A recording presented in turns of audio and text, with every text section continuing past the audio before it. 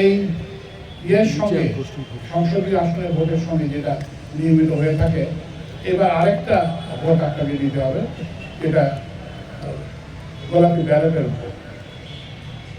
এই যে প্রথম যে ভোটটা দেবেন, এই ভোটটা কিন্তু 5 বছরের জন্য, যে 5 বছর আপনাকে কে প্রতিনিধিত্ব করবেন।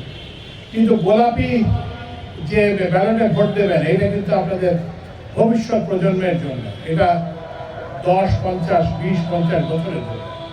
আমরা জাতি হিসেবে কোন দিকে যাব সেটা নির্ধারণ করবে আপনি এই যে গণভোটে আপনারা এই সিদ্ধান্ত নেবেন।